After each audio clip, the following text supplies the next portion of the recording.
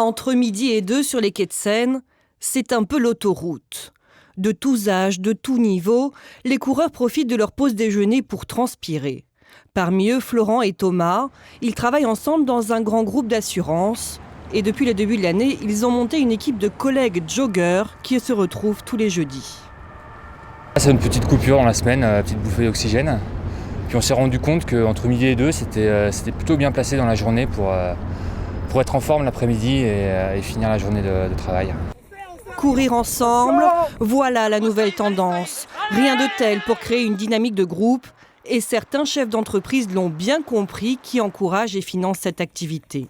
Chez ce fournisseur de gaz et d'électricité, par exemple, 1 salarié sur 3 est inscrit dans l'équipe de running, PDG inclus. Quand on a souffert dans l'effort pendant un semi-marathon ou un 10 km, on se voit totalement différemment. Il n'y a pas de grade, il n'y a pas de hiérarchie, il n'y a pas d'âge. Tout le monde souffre de la même manière. Il y en a qui souffrent un peu plus que d'autres.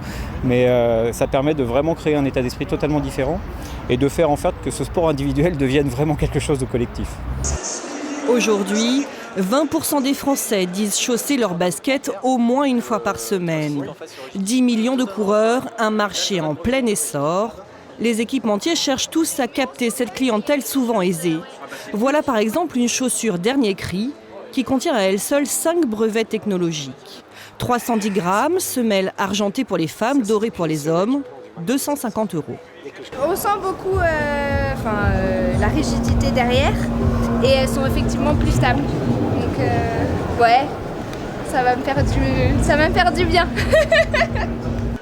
Mais aujourd'hui, la tendance est aux équipements connectés.